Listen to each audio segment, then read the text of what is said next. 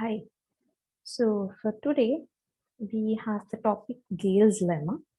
And at the end of this video, we'll see what are Schridberg's graphs and what is our Schridberg theorem, which many people, if you have come across, would know that they're also called stable Kneser graphs. So people who know about the stable Kneser graph can skip the last part. And Gale's lemma is another tool which lets us prove Lovász-Kneser's theorem. So let's get started.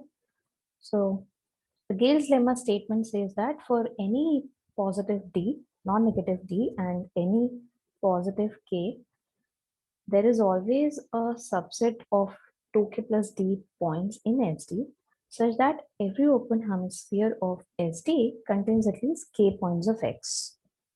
Okay. So to prove this lemma, so as you said, the Gale's lemma, why we are looking at it? Because our main aim is to see the proof of Lovász-Kneser's theorem from the Gale's lemma. And for that, we have to prove the Gale's lemma first. So to prove this, I would instead consider a equivalent statement which says that there are 2k plus d points in Rd plus 1. So see here we have SD and SD embeds inside RD plus 1. So we are taking 2k plus d many points in RD plus 1 such that every open half space whose boundary hyperplane passes through the origin contains at least k points of out of these 2k plus d many points. So why these statements are equivalent? You can see you can take a central projection from the origin and throw the points on the SD into the RD plus 1 and we'll have this. Okay. So we will actually show this statement and this will prove the Gale's lemma for us. Now, remember initially also we have made use of the moment curve. In this particular proof, we'll use a modified moment curve.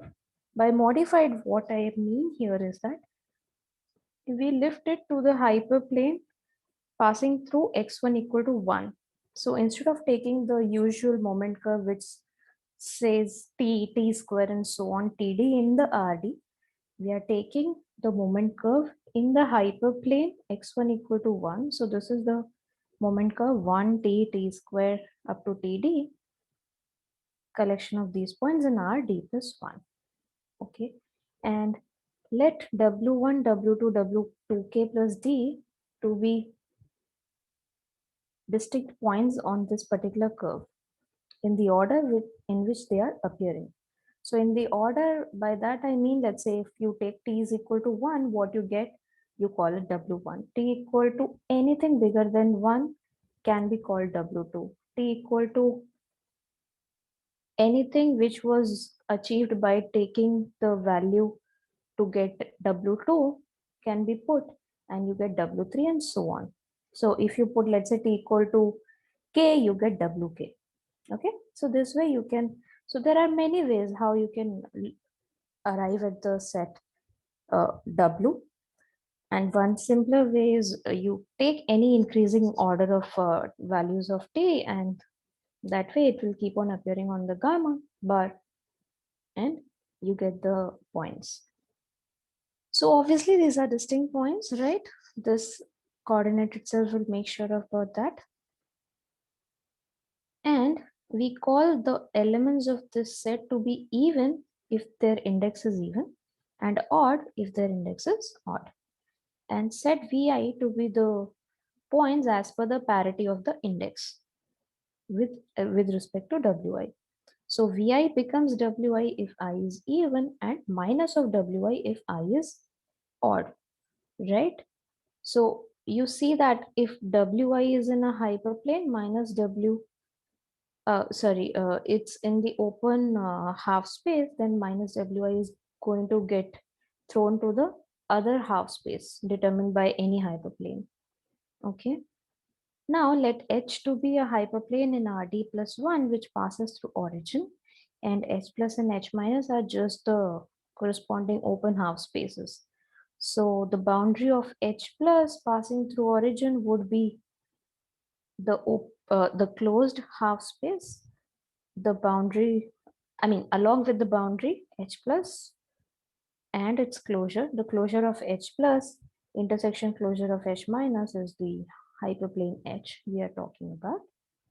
Now we need to show that both H plus and H minus contains at least k points, right? This would prove our result because, as I already said, that VIs are being defined as per the parity of WIs.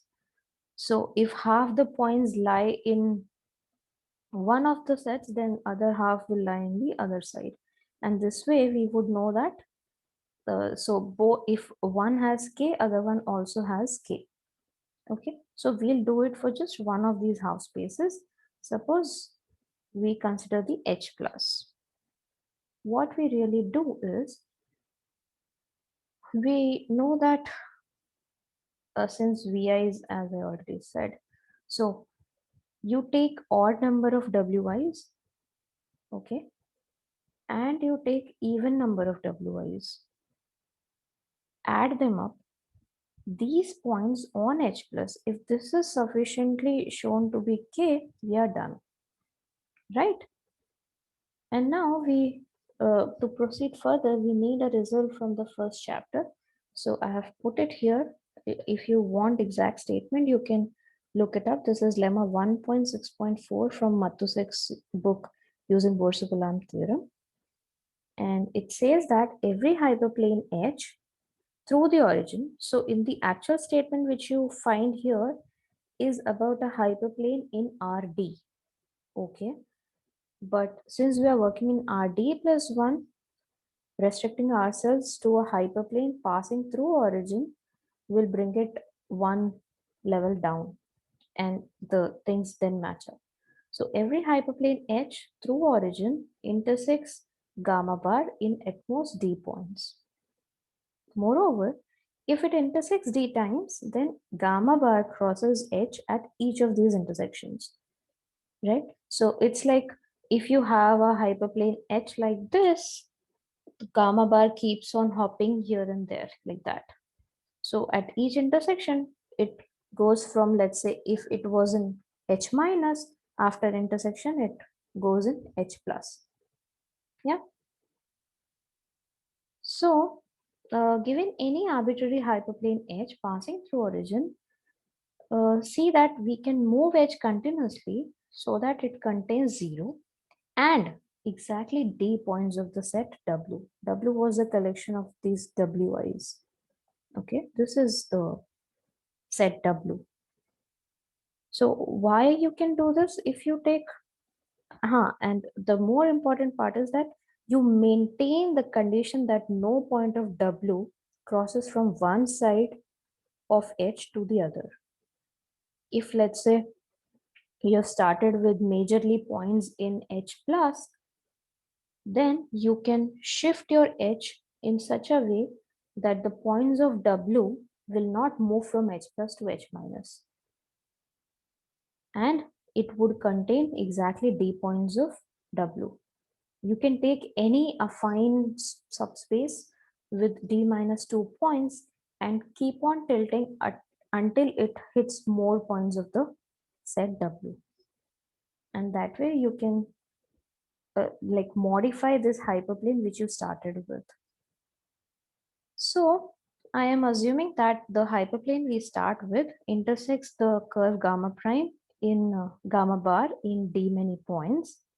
Okay, and some notations. So let W on be those points of gamma bar which are on W. Okay, as the name suggests, and then W off would automatically be the rest of the points, which means these are the points which are either in H plus or in H minus. So as we have said, so then for every X in gamma on, like every point in the intersection, gamma bar crosses from one side of H to the other. Right? This is coming from this result. Okay. Now we give coloring to these points Wi's. And how do we color them? Any point Wi is given a black color if Wi is in either H plus or H minus, Wi is even. So points of H plus when Wi is even are given black. Points of H minus, odd points of H minus are given black, and even points of H plus are given black. All the rest of the points are given white. So one thing which you can very promptly notice is that all the points of W on, the points on the intersection, are the ones that are getting the color white. And there are of course more. For instance, all the odd points of H plus are white. All the even points of H minus are white. So and we will have a small proof to see this, but before that let's just come to a picture. So it's not a very great picture to see, but okay, so this line you see here is my hyperplane plane H. Okay, I am considering, let's say, this as my H plus, then this is my obviously H minus, and suppose the starting vertex, and this is the curve gamma bar. Okay, so I have automatically, like going naive way, all the intersection points I have colored white to start with. And then let's say the first point which I'm seeing here is odd. Okay, so then this is an odd point and it lies in H minus. So it is black, right? Now, when this is odd, I know this is also odd, but then this is an odd point and it is coming in H plus. So this is colored white. So you see a white annulus here. That is the notation for a white color here. But don't confuse that these and these are like same color. I wanted to highlight this white more. That's why such a way. Now this is odd. So then this is even. But then this is an even Wi coming in H plus. So this has to be given the color black.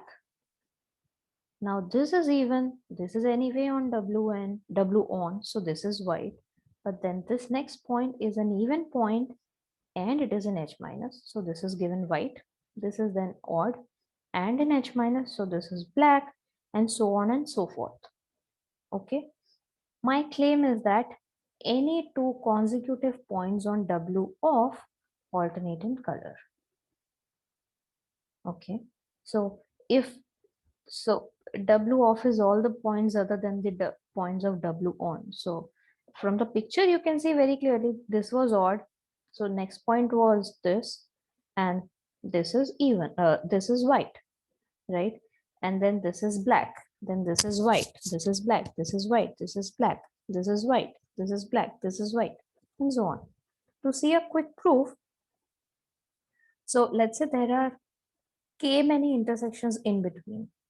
Okay, so let's say W and W prime are two consecutive elements of W off. So W and W prime are two consecutive elements in W off. I have to show that they alternate in color.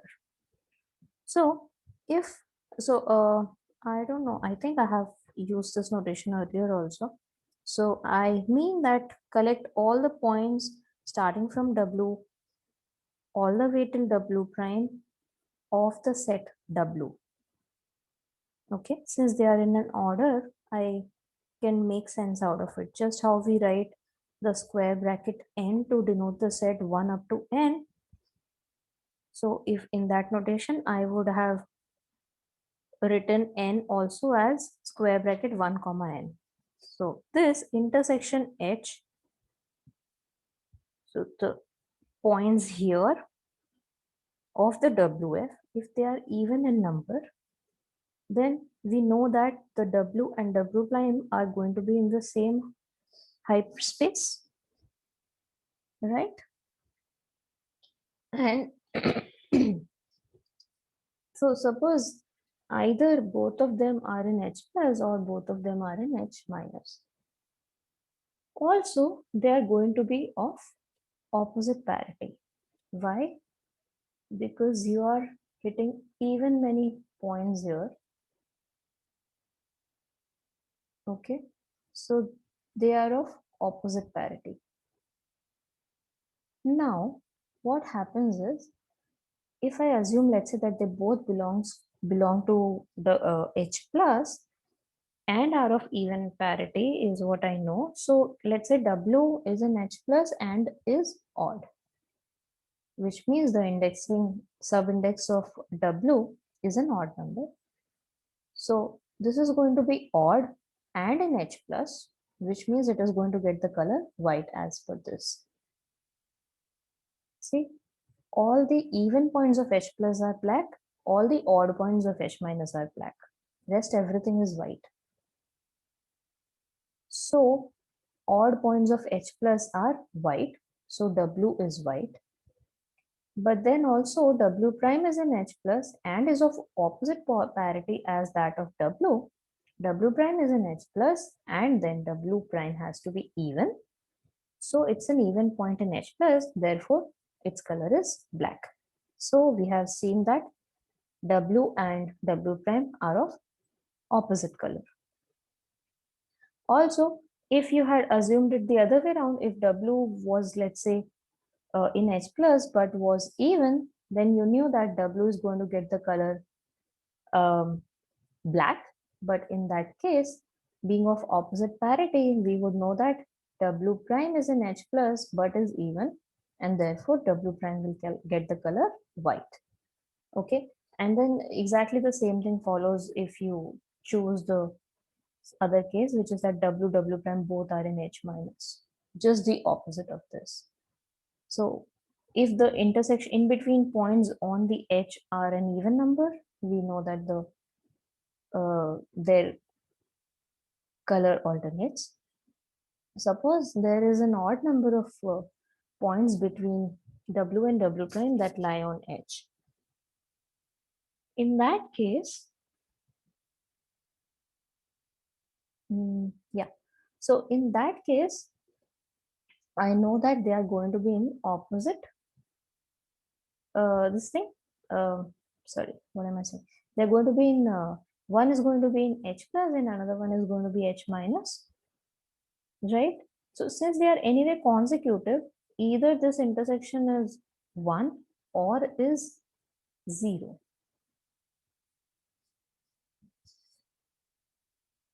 Or it's like I mean, so there won't be any such points here and here, okay, if it's 0 or 1. But anyway, that's the off track thing. So W intersection W prime intersection H, if let's say there are odd many points lying on the intersection, in that case,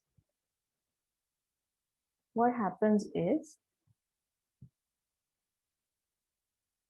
okay, there is a typo. I should not have written W off. I am taking these points from W. So this interval of this is taken over W and not W off, because W of intersection H is empty anyways, by definition of W off. So this is in W. This is also in W. So please correct that. Okay, so if there is an odd number of intersections in between them, then they belong to opposite half spaces. Suppose one of them belongs to H plus and the H W prime belongs to H minus. If W happens to be even, then even points of H plus get the color black, so W is black. But in this case, since they are of the same parity, W even would imply W prime is also even, but then even points of H minus are white. So W prime is white. You can check that had you assumed W to be odd here, then also you get the same result. Okay. So you know that any two consecutive points of W off changes sign, which means in particular, if I look at just the black points, then the number of points I would have which are colored black is at least half of the W off, because they are alternating signs. But W off, if you remember, W on, we said that it is D points. Okay, this intersection was exactly D, and W on was a collection of these points, which means the cardinality of W on was D. And in total, we started with D plus 2k many points. So coming back, yeah. So W in total had 2k plus D many points, which implies that the points in this set W of is 2k. Therefore, half the W of points is actually k. So the number of black points is at least k, number of white points is at least k. And therefore, but what does that really mean? These are the number of points which are here. So if you, let's say, have k points which are even, then their odd ones can be reflected back here. And you will have that there are at least k points in the open half space H plus, and similarly for the H minus. Okay, so this proves the Gale's lemma. And you should see that from the previous lecture, the techniques which we used, pretty much the same way you have to proceed here, but now you put D is equal to n minus 2k, and from the set X, you can manipulate it and prove the Lovász-Kényszeres theorem. Okay, so that is a exercise. Now I would move to Schrödinger graphs or the stable Kényzer graphs. So as the stable Kényzer graphs, the word says stable. Let's see what a stable set means. Okay, so Kényzer graphs is all about k subsets of an n element set, right? So we classify some of the elements here as stable. What does that mean? We take a k subset S of n and call it stable if this k subset does not contain any two consecutive numbers of the set this. Okay. And when I say this set, I actually mean that if you, let's say, consider a cycle 1 up to n and then closing back at 1, no two consecutive elements are there. Yeah, which means that if you take any I which is less than which is bigger than 1 and less than n, then I plus 1 should not be there because I and I plus 1 are consecutive. And also at the same time, I minus 1 also cannot be there because I minus 1 and I are also consecutive. So I being in S restricts the I plus 1 and I minus 1 to come in the set. If you take 1, then the consecutive number 2 is not allowed. And because of the circular thing which I just told, n is also not allowed because n, right after n, the next element is 1 in the cycle. Okay, so n and 1 are also treated as consecutive. Similarly, when n is there, obviously n minus 1 is not there, and at the same time 1 is also not there. Okay, Schrödinger graphs, they are denoted as Sg and K. So it's a subgraph of Kg and K, clearly enough, right? Its subset, its vertex set is a subset, and it's an induced subgraph on those many vertices. So if you have the Kényszeres graph and you consider the subgraph of it induced on the stable vertex sets, then the graph which you get is the Schrödinger graph or the stable Kényzer graph. Okay, as an example, remember this famous graph, this is the Peterson's graph. I have redrawn it here. So these are the numberings for the vertices. So I have omitted out all the curly brackets and commas, etc. But it's clear, right? Now you see the 3, 4. Is this a set? Is this set a stable subset? No, because 3 and 4 are consecutive. Similarly, 4, 5 is consecutive. 1, 2 is consecutive. 3, 4 is consecutive in a 5 set, right? So what I actually get is this. So if you look at the stable Kneser graph corresponding to the KG52, then this is the graph that I get. Because 1, 3, they are not adjacent. 2, 4, they are not adjacent. 3, 5, they are not adjacent. 1, 5, they are not adjacent. 2, 5, they are not adjacent. As in consecutive. Okay, so all the consecutive elements have been removed and we get this, right? So if you remember, then the chromatic number of the Peterson's graph is 3, and quickly you can see that it's actually a 5 cycle. In particular, it's an odd cycle, and therefore its chromatic number is also 3. Is this a coincidence? No. What really turns out to be true is that for any n greater than equal to 2, k greater than equal to 0, the chromatic number of Sg and K is exactly equal to the chromatic number of the Kg and K. So if at all you ever want to compute the chromatic number of a Kneser's graph, Kg and K, it is sufficient to compute the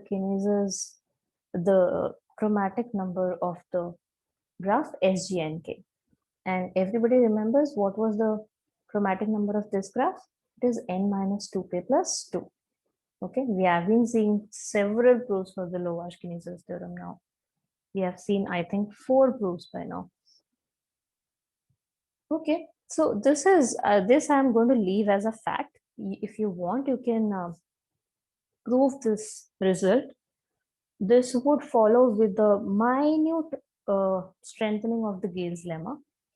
And the next fact which I want to state and end this lecture with is that the stable Kneser graph is actually a vertex critical subgraph of Kg and K. By vertex critical, what I mean here is that if you delete even one vertex, any one vertex of this particular graph, the chromatic number will come down at least by one number, exactly by one number actually. So we have seen that we removed many vertices from the Kneser's graph, right? All the non-stable subsets have been removed. Only the stable subsets remain. And these stable subsets, what graph they form is so strong that if you remove even one more vertex from this, the chromatic number will fall down. So if let's say in this, if you remove one vertex, let's say 2, 5, what you're left with, it's a path of length 3. And any path is a 2 colorable graph, right? Whereas this graph was 3 colorable. If you like, you can check in bigger examples. Here it is a cycle, so it's quite easy to see. But for general N and K, it's a heavy fact and much appreciated that this graph is so strong. It is much smaller compared to this, and yet so powerful that losing any more information, or rather removing any more vertex from this graph, actually makes you lose the main information of the graph. So from here to here, going is fine. Going from here to anywhere else to any smaller subgraph is not possible while maintaining the information about the chromatic number. So this is it. This is where I end this lecture. And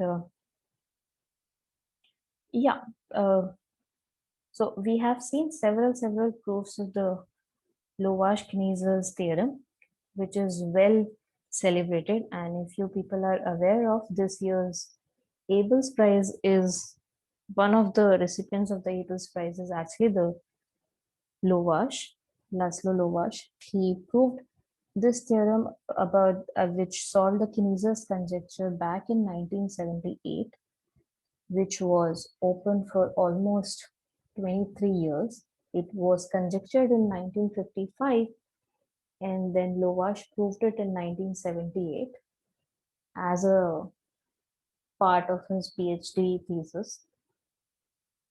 And since then, this topological commentaries has been finding its roots, and there are several papers, a lot of work happening in this direction, which if you're interested in, you can read up the paper. There are many articles by Batson, Kozlov, Lovash, Anton. They are available, freely available. So if you are interested, you can look them up. If you want more pointers, you can write to me. Yeah, okay. Thank you.